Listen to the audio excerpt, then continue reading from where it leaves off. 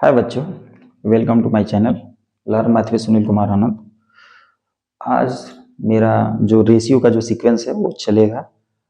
आज मैं कुछ क्वेश्चंस इंपॉर्टेंट सॉल्व कराऊंगा, तो बिना देरी किए क्वेश्चन को स्टार्ट करते हैं। तो क्वेश्चन कुछ इस प्रकार है, if 2a is equal to 3b is equal to 4c, then we have to find a ratio b ratio c।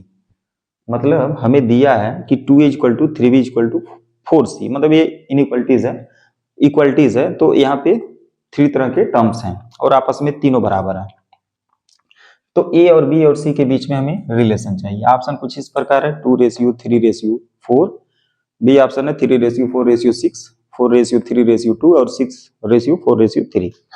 तो बहुत आसान है, इसको हम चुटकियों में बना सकते हैं इस क्वेश्चन को। ऐसे ही हमारा लगभग 4-5 क्वेश्चन सॉल्व कराएंगे। वीडियो पूरा देखेंगे तो कॉन्सेप्ट क्लियर हो जाएगा। ठीक है, यहाँ पे यूपी टेट और सीटेट का सीरीज चल रहा है, मैक्सिमम क्वेश्चन सॉल्व करा रहे हैं। मैं इस समय रेशियो और प्रोपोर्शन का जो क्वेश्चन है काफी महत्वपूर्ण है। पूरा कॉन्सेप्ट है, पूरा फुल कॉन्सेप्ट यहाँ पे क्लियर होगा। जो भी वीडियोस आएंगे इसी से संबंधित आएंगे, तो मैं 5-6 वीडियो में कवर करूंगा।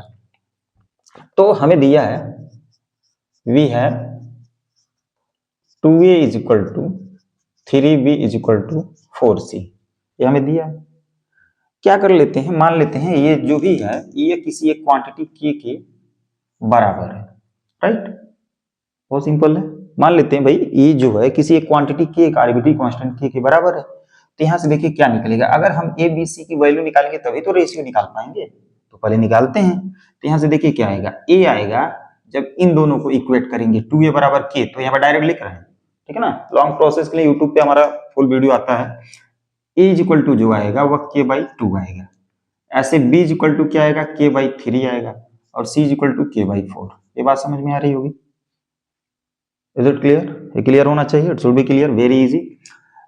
c इज इक्वल टू जब एक ये जो है थर्ड और एक इसको हम जब इक्वेट कर रहे हैं तो यहाँ पे इनटू है, तो ये आपका डिवाइड होगा। बेसिक कैलकुलेशन आना चाहिए। अब हमें क्या होगा, देयरफॉर हम a ratio b ratio c की जब वैल्यू निकालते हैं तो भाई इसके जो आ रहे हैं जो वैल्यूज उनका भी तो लेंगे। तो k/2 ratio k/3 ratio k/4। Okay, अब देखिए k हर जगह सेम है, तो रेशियो की एक प्रॉपर्टी है, वी कैन मल्टीप्लाइंग और डिवाइडिंग द टर्म्स। ठीक है, उसके जो टर्म्स हैं किसी भी नॉन जीरो नंबर से, ठीक है, किसी भी नॉन जीरो नंबर से उसके न्यूमरेटर और डिनोमिनेटर जो भी होगा उसमें हम, जैसे जो फ्रैक्शन वाला कॉन्सेप्ट यहाँ पे भी है भाई, सिंपल समझिए कि अगर मान लीजिए रेशियो है तो इसके जो भी टर्म्स हैं तो किसी नॉन जीरो नंबर से मल्टीप्लाई कर सकते हैं, ठीक है, और या डिवाइड कर सकते हैं। तो हम अगर 1/k से मल्टीप्लाई करें तो ये जो k है, कुछ लोग कहेंगे डिवाइड कर, भाई कर सकते हैं, कोई दिक्कत नहीं है, बट वो मल्टीप्लाई में चाहेगा। तो 1/k से हम मल्टीप्लाई करेंगे तो ये k कैंसिल हो जाएगा, ये बच जाएगा 1/2, 1/3, 1/4। ठीक है, ये थोड़ा फ्रैक्शनल है, रेशियो के टर्म्स में अच्छा नहीं लग रहा है, ठीक है। तो क्या करिए, 4, 3, 4 का अगर एलसीएम से मल्टीप्लाई करेंगे तो एक ऐसा हमें लिस्ट नंबर मिलेगा, जैसे मल्टीप्लाई करने पे ये क्या हो जाएगा, सभी जो डिनोमिनेटर है वो एलिमिनेट हो जाएगा, कैंसिल आउट हो जाएगा। तो 4 3 12, 12 से मल्टीप्लाई करिए तो एक बार दिखा दे रहा भाई कैसे होता है। जैसे यहाँ पे 12 से मल्टीप्लाई होगा, जैसे मान लीजिए इनका एलसीएम 12 आया, तो 2 से 2 6 जा, तो यहाँ पे 6 आया, 3 4 जा आया, 4 3 जा 12 आया। तो ये आपका ऑप्शन नंबर डी सही होगा। ये कैसे हो रहा है भी समझिए भाई, 1/2, 1/3, 1/4। चलिए हम एक नंबर एलसीएम हमने 12 ले लिया है, तो जब 12 से मल्टीप्लाई करेंगे तो भाई समय करना पड़ेगा। देखिए कटेगा, 2 6 जा, 3 4 जा, 4 3 जा, तो बचा क्या, 6:4:3। ये बात समझ में आई, क्लियर है। तो ऐसे हम क्वेश्चन को बनाएंगे, वेरी इजी, बहुत ही महत्वपूर्ण तरीके से इस क्वेश्चन को सॉल्व कर सकते हैं। क्वेश्चन नंबर 2 देखिए, क्वेश्चन नंबर 2 में हमें फाइंड करना है, यहाँ पे ए रेशियो बी की वैल्यू निकालना है। क्वेश्चन नंबर 2 देखिए, जो क्वेश्चन नंबर 2 है, क्वेश्चन नंबर 2 देखते हैं। If 3a + 5b ratio 3a - 5b, ठीक है, ये एक्सप्रेशन है, ये एक एक्सप्रेशन, इनके बीच का रेशियो है, कुछ नहीं बस सेम ही है, कॉन्जुगेट का है, केवल प्लस है तो माइनस, राइट। इनका रेशियो की जो वैल्यू है वो 5:1 आ रही है, 5:1 आ रहा है, ठीक है। तो यहाँ पे हमें ए रेशियो वी की वैल्यू निकालना है, ए रेशियो बी की वैल्यू निकालना है। तो एक तो है भाई इसी में रख के सेटिस्फाई कर देंगे तब भी काम बन जाएगा, अगर देखा जाए तो कोई दिक्कत नहीं है। लेकिन अगर प्रोसेस में आते हैं तो देखिए कैसे हम करेंगे। जैसे मान लीजिए हमें दिया है, ये वाली बात दिया है, गिवन है, चलिए गिवन है 3a plus 5b upon 3a minus 5b is equal to 5/1, ये बात लिख सकते हैं, ये चीजें लिखा जा सकता है, बताए थे। अगर मान लीजिए ए रेशियो बी है तो it can be written a/b, ठीक है। नीचे आ जाता है भाई जो इसका एंटीसीडेंट कॉन्सिक्वेंट, जो कॉन्सिक्वेंट टर्म्स होता है वो डिनोमिनेटर बन जाता है। यहां पे हमें चाहिए क्या, ए रेशियो बी, यानी a/b निकाल दें तो हमारा काम बन जाएगा। तो यहाँ पे आप थोड़ा सा सोचिए कि यह a है, यहाँ पे कुछ हमारे पास उपाय नहीं है। अगर न्यूमरेटर को पूरे b से डिवाइड करेंगे तो भाई b यहाँ पे 1 बन जाएगा, यहाँ पे a/b हो जाएगा, ऐसे डिनोमिनेटर में काम कर दो, ठीक है। तो एक तरीका है, मान लीजिए अगर हम b कॉमन ले लें तो यहाँ बनेगा 3, ऐसे लिख सकते हैं, प्लस 5 ऐसे, ठीक है। यहाँ पे b कॉमन ले लीजिए, कॉमन लेने का मतलब डिवाइड कर देना, ठीक है, जहां पे नहीं है, करना तो सभी जगह है। ये बात समझ में आ रही है, कॉमन ले करिए चाहे डिवाइडिंग कर दीजिए। यहाँ पे इस तरह भी कर सकते हैं, on dividing its numerator and denominator by B, मतलब इसके न्यूमरेटर और डिनोमिनेटर को हम क्या करेंगे, बी से डिवाइड करेंगे। मतलब ये जो पूरा है इसको इस तरह भी कर सकते हैं, कामा नहीं अगर समझ में आ रहा है तो इसे बी से ऐसे डिवाइड करोगे तो बी ऐसे, तो ये क्या होगा, इसका भी डिनोमिनेटर बनेगा, इसका भी बनेगा, राइट। जैसे सेम डिनोमिनेटर होता है तो हम कॉमन डिनोमिनेटर के रूप में लिख सकते हैं, तो कॉमन है तो भाई इसका भी होगा, इसका भी होगा, ऐसे भी लिया जा सकता है, तो कोई दिक्कत होने वाली बात नहीं है। और ये आपका जो हो जाएगा वो 5/1, ये देखिए कैंसिल आउट हो गया, ठीक है, फ्रॉम न्यूमरेटर। इक्वेशन की तरह सॉल्व कर रहे हैं, ठीक है, क्योंकि भाई क्या जरूरी था, डबल वेरिएबल में थोड़ा कैलकुलेशन क्रॉस करते तो दिक्कत होता ना, क्रॉस में दिक्कत होता फाइनली। तो यहाँ पे अब मैं क्या करता हूं, क्रॉस कर दीजिए, तो ये आपका 3 इंटू a/b आता है प्लस 5, ये 5 से करेंगे तो 5×3 = 50, a/b इंटू a/b माइनस 5×5 = 25, ठीक है, कोई दिक्कत नहीं है। उस तरह भी सॉल्व करेंगे तो ए और बी फाइनली हम ए और बी के टर्म्स में रिलेट करेंगे, फिर हम वहां पे ले सकते हैं, लेकिन मैंने इस तरह कर दिया, कोई दिक्कत नहीं। अब देखिए ये मान लीजिए a/b है, a/b है, कोई एक पैरामीटर है, कोई वैल्यूज है, मैं बार बार कहता हूं, जैसे सेब है, आप सिंपल समझिए, सेब है, ये सेब है, ये सेब है, जैसे एक सेब है और ये 2 सेब है, तो सेब ही है, एक ही प्रकार की थिंग्स है, ठीक है। तो 2 है और 1 है तो 3 हो जाएगा, 3 हो जाएगा, तो 3 सेब हो जाएगा।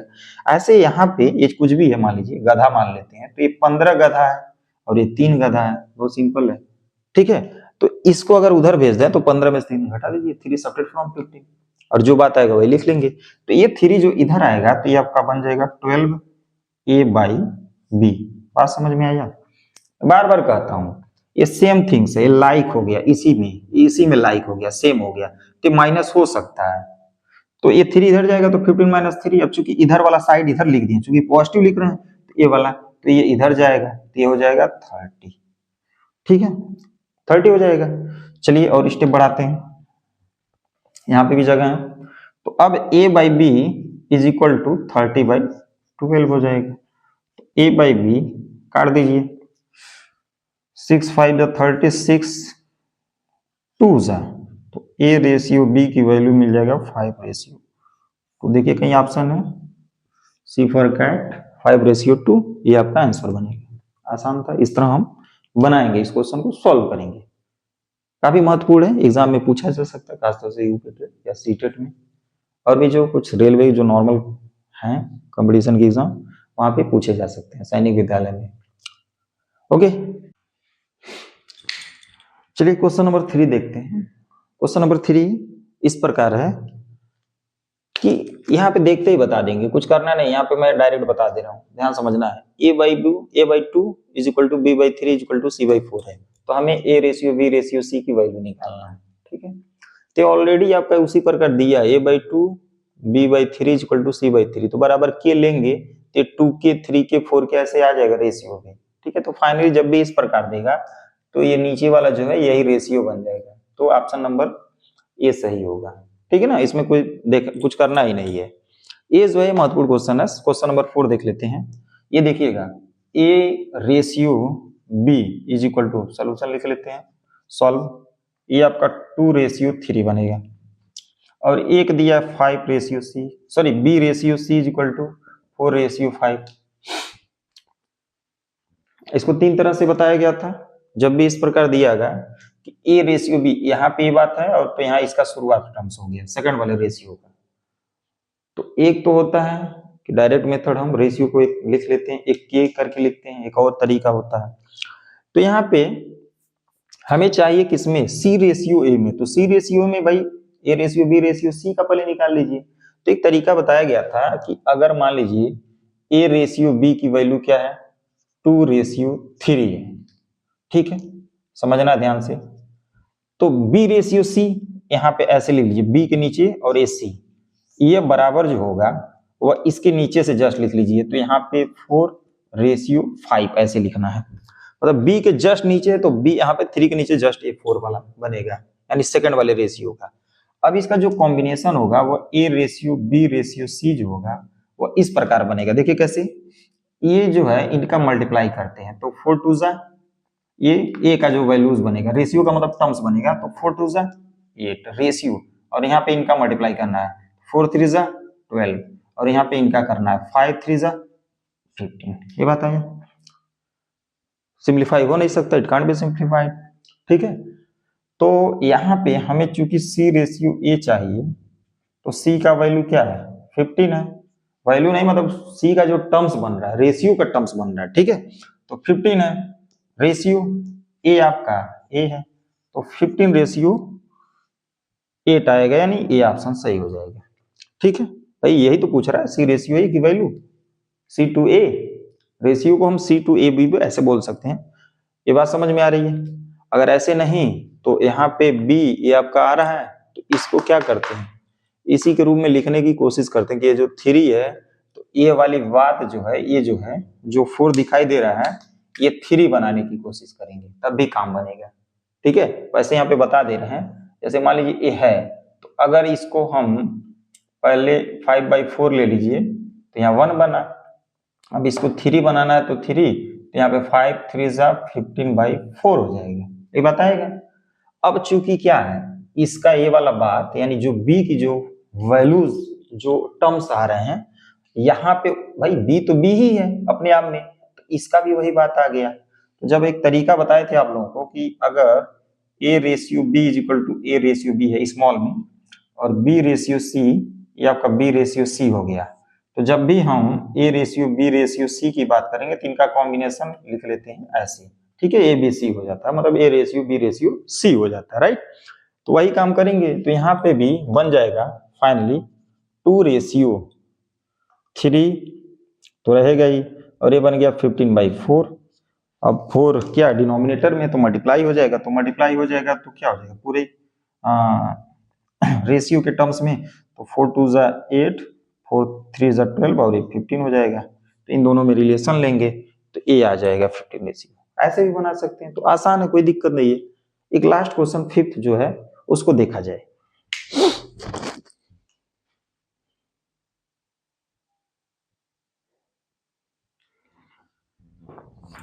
लास्ट क्वेश्चन है क्वेश्चन नंबर 5। क्वेश्चन नंबर 5 को देखते हैं कैसे बनाते हैं। ठीक क्वेश्चन है कि what least number should be subtracted from each term of ratio. ये रेशियो है, इस रेशियो के जो 2 टर्म्स आ रहे हैं, प्रत्येक टर्म से क्या वह छोटी से छोटी नंबर सब्ट्रैक्ट किया जाए कि यह क्या बन जाए, इसके बराबर हो जाए, इक्विवेलेंट हो जाए।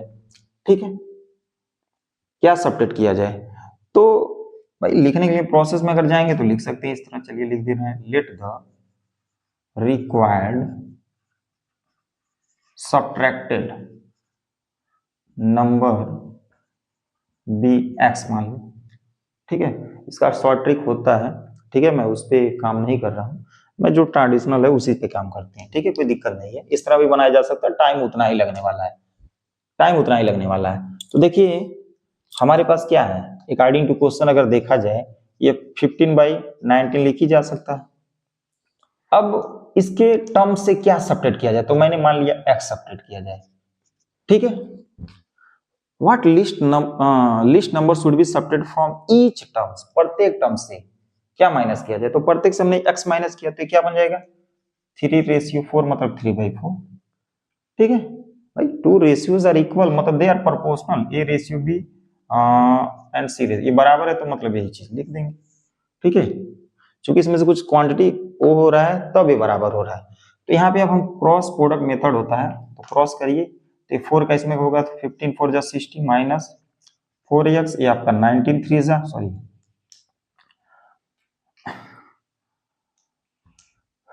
19 तिया 3 9 जा 27 3 1 जा 32 19 तिया 57 हो गया माइनस 3x ये बात आएगा। टेबल पढ़ने में थोड़ा सा दिक्कत होता है, हिंदी का याद होता है मुझे इंग्लिश में भी याद रखना पड़ता है, तो इसलिए नहीं तो टेबल आते हैं, कोई दिक्कत नहीं है। चूंकि अब ये क्या है, ये -4x है, इसको इधर भेज दीजिए तो प्लस हो जाएगा, तो 4x से 3x यानी ये निगेटिव से बचने के लिए काम किया जाता है। जब भी इक्वेशन को सॉल्व करते हैं तो लफड़ा जो निगेटिव है उससे बचिए, क्यों टाइम टेकिंग होगा भाई।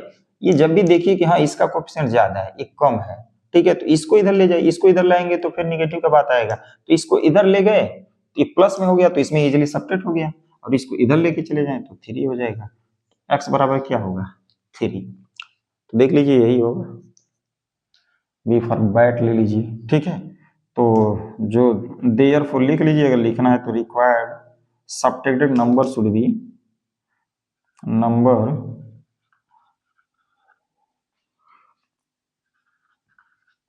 क्या होना चाहिए 3 होना चाहिए, ठीक है। Required subtracted number should be 3, कोई दिक्कत।